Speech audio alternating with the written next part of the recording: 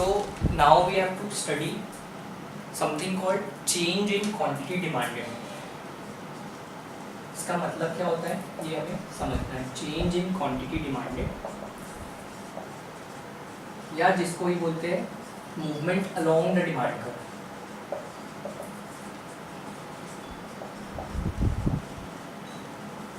ठीक है, ये हमें पढ़ना है ये टॉपिक, और इसके बाद पढ़ेंगे शिफ्ट इन डिमांड कर्व.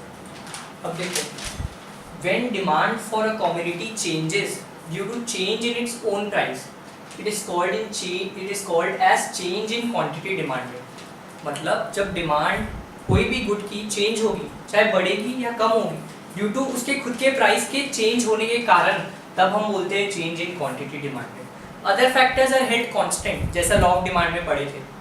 जो भी चेंज हो रहा है डिमांड में, चाहे बढ़ रही है या कम हो रही है, वो खुद के प्राइस के बढ़ने या कम होने के कारण हो रही है, उसे बोलते हैं change in quantity demanded. Example,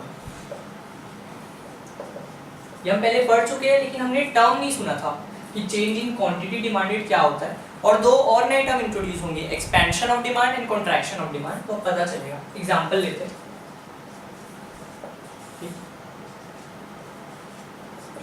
यहाँ क्या हो रहा है, प्राइस कम हो रही है कमोडिटी की, से गुड एक्स की, तो उसकी डिमांड बढ़ रही है. इसको बोलते हैं एक्सपेंशन ऑफ डिमांड. मतलब when demand for a commodity increases due to decrease in its own price, it is called as expansion of demand. ये देखो कैसे होता है, ये क्वांटिटी डिमांडेड, ये प्राइस, ये एक्स एक्सिस, ये वाई एक्सिस. ठीक है, आपका डिमांड कर्व बनता है डाउनवर्ड स्लोपिंग, वैसे ही रहे. समझो जब प्राइस 20 था, तो ये आपकी ओरिजिनल डिमांड थी 100. अब आपका प्राइस कम हो गया 15, तो प्राइस कम हुआ तो क्वांटिटी डिमांडेड बढ़ेगी, वो 150 हो गई. तो ये जो है ये होता है एक्सपेंशन ऑफ डिमांड. मतलब downward movement along the same demand curve due to decrease in the price of a commodity. ये ऐसा होता है when the price of a commodity reduces, its demand increases. तो इसको बोलते हैं एक्सपेंशन और downward movement along the same demand curve. When other factors are held constant, बाकी कुछ भी चेंज नहीं हो रहा है, आपकी इनकम सेम है, price of related good same है, वो सब नहीं हो रहा है. जो भी चेंज हो रहा है, आपकी क्वांटिटी डिमांडेड इसलिए बढ़ रही है क्योंकि प्रोडक्ट का प्राइस कम हो रहा है. तो it is shown like this, क्योंकि आपकी ये क्वांटिटी डिमांडेड बढ़ गई owing to decrease in price. Further आपका कुछ प्राइस 13 हुआ, तो फिर एक डाउनवर्ड मूवमेंट से दिखेगा. समझो ये हो गया 180, मतलब फिर 30 से बढ़ गई डिमांड, तो ये होता है एक्सपेंशन ऑफ डिमांड. अब वैसे इसका अपोजिट भी होता है, कॉन्ट्रैक्शन ऑफ डिमांड. सीधा क्या करना है आपको, ये टेबल बनाए. कॉन्ट्रैक्शन मतलब when demand for a commodity falls due to increase in its own price. समझो पहले ये था प्राइस और क्वांटिटी डिमांडेड, अब प्राइस बढ़ गया आपका, तो क्वांटिटी डिमांडेड फॉल होगा. इसका हमने उल्टा लिख दिया है, यहाँ पर प्राइस कम हो रहा था तो क्वांटिटी डिमांडेड बढ़ रहा था, यहाँ पर प्राइस बढ़ रहा है 15 से 20 हो गया, तो क्वांटिटी डिमांडेड फॉल होगा. प्राइस के बढ़ने के कारण डिमांड कम हो रही है. The demand for a commodity changes or falls due to change or increase in its own price. This is called as contraction of demand. तो ऐसे डिपिक्ट कर दो,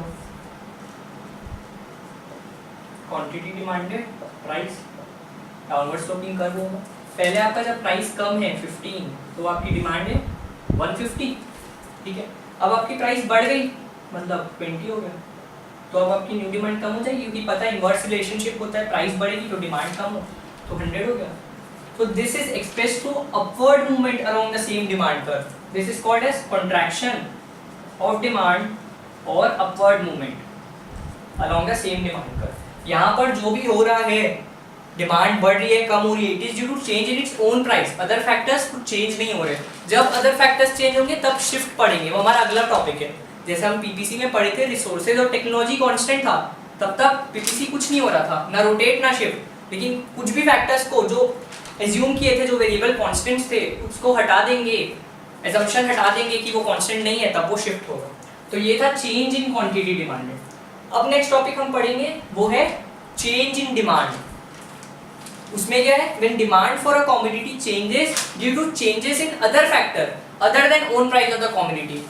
तो अब जो चेंज इन डिमांड पढ़ेंगे वो बोलता है जब demand for a commodity change होगी due to other factors, own price of a commodity constant रहेगा, वो चेंज नहीं होगा, ना वो कम होगा ना वो बढ़ेगा, वो उतना ही रहेगा 20 का 20, ठीक है। लेकिन डिमांड आपकी क्यों चेंज होगी, बढ़ेगी या कम होगी, क्योंकि बाकी कोई फैक्टर्स चेंज हो रहे हैं जिसके कारण शिफ्ट इन डिमांड कर्व होगा। इसको चालू करते हैं। तो वो टॉपिक है चेंज इन डिमांड, जो होता है दो, राइटवर्ड शिफ्ट या लेफ्टवर्ड शिफ्ट। इसमें क्या होता है, it happens due to change in other factors, change in other factors other than own price of the commodity या own price of the good which is assume to be constant here. पिछले situation में जब change in quantity demanded था तब हम change कर रहे थे कमोडिटी के प्राइस को। यहाँ पर जो आपका कमोडिटी का प्राइस है it is held constant and the demand is shifting either right or towards the left, that is new demand curve would be formed due to change in other factors, जो पढ़े थे, जो factors demand को affect करता है, जैसे price of related good, income of the consumer, change in taste and preference, expected future price, change in population, distribution of income. ये जो मैं बोला अब हम इनको फिगर के थ्रू डिपिक्ट करेंगे कि क्या सिनेरियो बनेगा, ठीक है। फर्स्ट केस लेते हैं, प्राइस ऑफ रिलेटेड गुड्स। इसका मतलब है इसके अंदर दो कैटेगरी है, सब्स्टिट्यूट एंड कॉम्प्लीमेंट्री। दो गुड्स सब्स्टिट्यूट तब कहलाते हैं when they can be used in place of each other, एक दूसरे की जगह सब्स्टिट्यूट हो सकते हैं, यूज हो सकते हैं। Complementary when goods cannot be substituted, they have to be used together, they are complement to each other। Example लेते, सब्स्टिट्यूट है टी एंड कॉफी, एक दूसरे की जगह यूज हो सकते हैं, लेकिन कॉम्प्लीमेंट्री है टी एंड शुगर, दोनों को एक साथ यूज करना है, ठीक है। प्राइस ऑफ रिलेटेड गुड, अब हम पढ़ रहे हैं change in demand due to other factors other than own price of the commodity. मतलब समझो अब हम बनाएंगे टी का डिमांड कर्व, ठीक है, टीज डिमांड कर्व, उसमें हम शिफ्ट दिखाएंगे not due to the change in the price of tea, वो constant ही रहेगा, it would be happening due to change in other factors, that is the price of its substitute, that is coffee would be changing, और उसके basis में T का क्या demand curve बनेगा वो हम एनालाइज करेंगे। जैसे देखो ये क्वांटिटी डिमांडेड है, ये प्राइस है, टी का क्वांटिटी डिमांडेड, टी का प्राइस, क्योंकि हम उसके डिमांड कर्व के बारे में बात कर रहे हैं। समझो वो शुरू में ये था डाउनवर्ड स्लोपिंग, अब मैं बोल रहा हूँ उसका जो सब्स्टिट्यूट है कॉफी वो महंगा हो गया, इट इज गेटिंग कॉस्टली। अगर कॉफी महंगा हो गया तो लोग कॉफी छोड़ देंगे और टी का कंजम्पशन बढ़ाएंगे, मतलब टी की डिमांड बढ़ जाएगी। इवन व्हेन टी की प्राइस रिमेनिंग कांस्टेंट है, कॉफी की प्राइस चेंज हुई है ना, कॉफी कॉस्टली हो गई, उसके कारण लोग कॉफी छोड़ रहे हैं और टी की तरफ जा रहे हैं, मतलब टी की डिमांड बढ़ रही है। Even when the own price of T is remaining constant, it is not changing, तो यहाँ पर शिफ्ट होगा, टी की डिमांड बढ़ जाएगी, मतलब ये राइटवर्ड शिफ्ट हो गया, नया डिमांड कर्व बना राइटवर्ड शिफ्ट। क्यों? क्योंकि coffee is getting costly, T की डिमांड बढ़ रही है क्योंकि कॉफी महंगी हो रही है। अब देखोगे ये जो इंक्रीज इन डिमांड हुआ है या राइटवर्ड शिफ्ट हुआ है वो क्यों हुआ है? Change in demand of tea और demand for tea has increase due to change in the price of coffee with the price of tea remaining the same, या टी के प्राइस को कुछ अफेक्ट नहीं हो रहा है, जो भी हो रहा है टी की डिमांड चेंज कॉफी के प्राइस के कारण हो रही है, कॉफी कॉस्टली हो रही है। In the same way coffee becomes cheap, तो लोग कॉफी का कंजम्पशन बढ़ाएंगे और टी का कम कर देंगे, मतलब टी की डिमांड कम हो रही है, टी की डिमांड कम हो रही है, लेफ्टवर्ड शिफ्ट हो रहा है due to decrease in the price of coffee.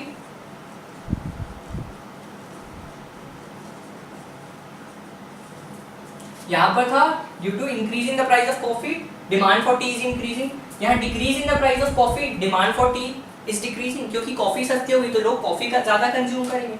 तो सब्स्टिट्यूट गुड्स वो होते where there is positive relationship between change in price of one good and change in demand for another. इसका मतलब जब प्राइस ऑफ कॉफी बढ़ेगी तो demand की T automatically बढ़ जाएगी, डिमांड ऑफ टी ऑटोमेटिकली बढ़ जाएगी क्योंकि लोग कॉफी कम कंज्यूम करेंगे। जब कॉफी की प्राइस कम हो गई तो टी की डिमांड कम हो जाएगी क्योंकि कॉफी सस्ती हो गई ना, लोग कॉफी कंज्यूम करेंगे। मतलब there is a positive relationship between change in price of one good and change in demand for another. तो यहाँ होता है पॉजिटिव रिलेशनशिप। यहाँ पर आप देखोगे टी के प्राइस को हरदम कांस्टेंट रखा है, हम कॉफी की प्राइस चेंज होने के कारण टी की डिमांड में इम्पैक्ट देख रहे हैं, क्या होता है, कैसे अफेक्ट कर रहा है टी और कॉफी। अब कॉम्प्लीमेंट्री देखो, टी और sugar which are needed together, यहाँ पर आपका नेगेटिव रिलेशनशिप होता है। मतलब आप खुद देखो, अगर शुगर की प्राइस बढ़ गई तो आप टी कम कंज्यूम करोगे क्योंकि शुगर लगता है टी बनाने के लिए, और शुगर सस्ता हो गया, इट बिकम्स चीपर और इट्स प्राइस रिड्यूसेस, तो आप टी का कंजम्पशन बढ़ा सकते हो। मतलब there is inverse relationship between change in price of one good and change in demand of another good. वापस बनाते हैं,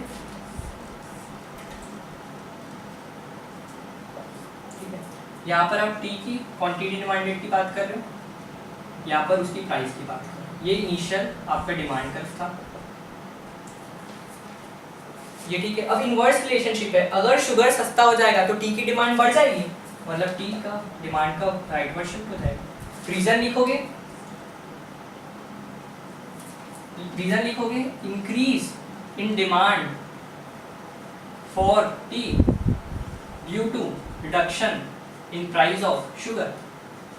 ये दोनों कॉम्प्लीमेंट्री गुड है, दोनों एक साथ चाहिए। अब शुगर सस्ता हो गया तो टी में ज्यादा कंज्यूम कर सकता हूँ, दैट कॉम्प्लीमेंट्री, ठीक है। यहाँ पर हम पढ़ रहे हैं when own price of the T is constant, वो चेंज नहीं हुआ, जो पहले था उतना ही है, तो भी डिमांड कैसे बढ़ गई, क्योंकि शुगर सस्ता हो गया। There is inverse relationship between price of one good and demand for another. इसका प्राइस कम हुआ शुगर का तो टी का डिमांड बढ़ गया, इनवर्स रिलेशनशिप। सपोज करो अगर शुगर महंगा हो गया, मतलब हम टी की डिमांड कम कर देंगे। If there is increase in price of sugar, tea drinking to tea would become costly, so tea का कंजम्पशन कम कर देंगे, डिमांड कम हो जाएगी। मतलब ये लेफ्टवर्ड शिफ्ट ये इंडिकेट कर रहा है decrease in demand for tea due to increase in price of sugar. या decrease in price of sugar था या increase in price of sugar, ठीक है। तो यहाँ पर नेगेटिव रिलेशनशिप है, एक का प्राइस बढ़ा तो दूसरे की डिमांड कम होगी। यहाँ पॉजिटिव रिलेशनशिप है, एक का प्राइस बढ़ा तो दूसरे का डिमांड बढ़ेगी, ठीक है। तो ये होता है प्राइस ऑफ रिलेटेड गुड्स, जहाँ पर आपकी डिमांड कम हो रही है या ज्यादा हो रही है, इंक्रीजिंग और डिक्रीजिंग, मतलब राइटवर्ड शिफ्ट या लेफ्टवर्ड शिफ्ट हो रहा है owing to other factors due to the price of related goods, not due to the own price of the commodity. वो कांस्टेंट ही है, दोनों जगह टी की डिमांड उसके प्राइस के कारण नहीं बदली, प्राइस दोनों समय सेम ही है। Other factors price of related goods substitute या कॉम्प्लीमेंट के कारण हो रही है, ठीक है। ये था पहला प्राइस ऑफ रिलेटेड गुड्स। दूसरा है income of the consumer. Second point is income जिसके कारण भी शिफ्ट होता है डिमांड का, इनकम ऑफ द कंज्यूमर, ठीक है। इसके अंदर दो टॉपिक डिस्कस होते हैं, जैसे पहले प्राइस ऑफ रिलेटेड गुड में सब्स्टिट्यूट और कॉम्प्लीमेंट्री था, यहाँ भी दो होता है, normal good, inferior good. Inferior good हम पढ़े थे, जैसे given goods are inferior goods, जहाँ वो प्राइस इफेक्ट पॉजिटिव दिखाता था, प्राइस बढ़ी तो डिमांड बढ़ी, प्राइस कम हुई तो डिमांड कम हुई, exemptions to law of demand में पढ़े हैं। नॉर्मल गुड क्या होता है, जैसे हम बोले थे colour TV is a normal good and black and white TV is a inferior good. अब इनकम चेंज होने से यहाँ डिमांड कैसे चेंज होती है देखते हैं,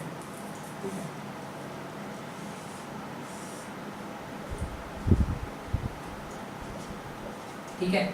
यहाँ पर क्वांटिटी डिमांडेड ऑफ से कलर टीवी है which is a normal good, और यहाँ पर प्राइस है टीवी, इनिशियली डिमांड कर वैसा हुआ होगा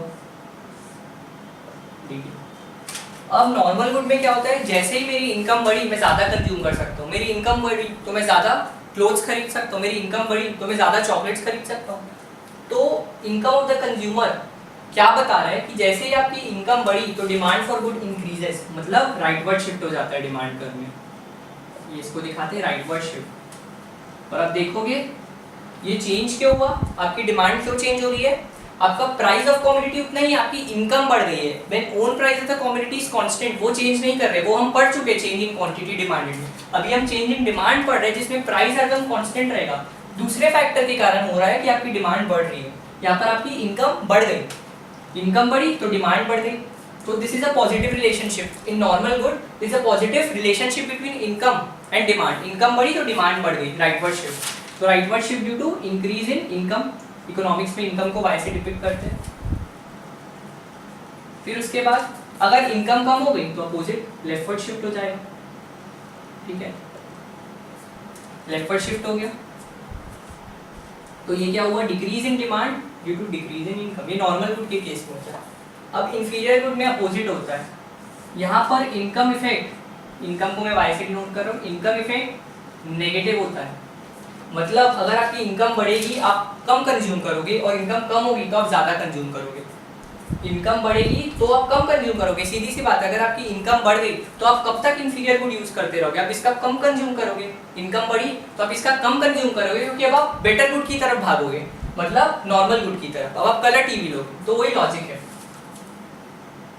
x Y quantity demanded of black and white TV, यहाँ पर price of black and white TV, initial demand कर डी, ठीक है, this is the quantity demanded initially, this is the price. अब क्या हो रहा है, अब मैं बात करूंगा ये राइटवर्ड शिफ्ट और लेफ्टवर्ड शिफ्ट कब होगा। अभी मैंने पढ़ा इंफीरियर गुड में नेगेटिव इनकम इफेक्ट होता है, अगर इनकम बढ़ेगी तो डिमांड कम होगा और इनकम कम होगी तो डिमांड बढ़ेगी। इनकम कम हो रही है मतलब डिमांड बढ़ रही है, मतलब राइटवर्ड शिफ्ट कब हो रहा है, due to fall in income. Fall in income होगा तो आप इंफीरियर गुड ज्यादा खरीदोगे, क्योंकि फॉल इन इनकम आप बेटर चीज की तरफ मूव ही नहीं कर सकते, जो कंज्यूम कर रहे हो इंफीरियर गुड वही करना पड़ेगा। तो rightward shift when there is fall in income, यहाँ अपोजिट था, या इंक्रीज इन इनकम की तरफ के कारण राइटवर्ड शिफ्ट हुआ था नॉर्मल गुड में, यहाँ फॉल इन इनकम के कारण होता है। और अगर इनकम राइज हो गई तो लेफ्टवर्ड शिफ्ट, इनकम अगर राइज हो गई due to rise in income, rise in income, ठीक है, राइज इन इनकम हुआ तो लेफ्टवर्ड शिफ्ट हो जाएगा। क्यों, अब आपकी इनकम राइज हो गई तो आप ये कम डिमांड करोगे, ब्लैक एंड व्हाइट टीवी की डिमांड कम हो जाएगी, अब आप सुपीरियर गुड की तरफ जाओगे। तो यहाँ अपोजिट रिलेशनशिप दिख रहा है, यहाँ पर लिखा था इनकम होगी कम तो लेफ्टवर्ड शिफ्ट हो गया, इनकम बढ़ रही है तो लेफ्टवर्ड शिफ्ट हो रहा है। तो ये होता है shift due to change in income of the consumer when own price of the commodity is constant. कहीं भी डिमांड अभी तक जो पढ़े हम, शिफ्ट जो हो रहा है, own price of the commodity change नहीं हो रहा है, वो हरदम कांस्टेंट है, बाकी फैक्टर्स के कारण ये चेंज हो रहा है, ठीक है। उसके बाद हम पढ़ेंगे change in taste and preference, change in taste preference, X Y quantity demanded, price या ओरिजिनल डिमांड। अब समझो there is a favourable change in the taste, लोग सपोर्ट कर रहे हैं उस गुड को, लेकिन उस गुड की प्राइस चेंज नहीं हो रही है, तो भी इसकी डिमांड बढ़ जाएगी। क्यों, क्योंकि लोगों का फेवरेबल टेस्ट है इसकी तरफ, तो मतलब increase in demand, that is rightward shift, change in demand taking through rightward shift because change is favorable towards that commodity, so it is due to the favorable taste towards a good when own price of the commodity is remaining constant। पहले इतनी demand थी, demand बढ़ गई, लेकिन price of commodity उतना ही है, तो demand change क्यों हुई, क्योंकि चेंज इन टेस्ट है जो फेवरेबल है। अगर ये अनफेवरेबल चेंज इन टेस्ट होता तो आपकी कमोडिटी की डिमांड कम हो जाती, उसकी नीड कम हो जाती सोसाइटी में, लोगों को वो चाहिए ही नहीं, तो वो लेफ्टवर्ड शिफ्ट हो जाएगा, डिमांड कम हो रही है even when own price of the good is constant. तो ये होता है अनफेवरेबल चेंज, अनफेवरेबल चेंज।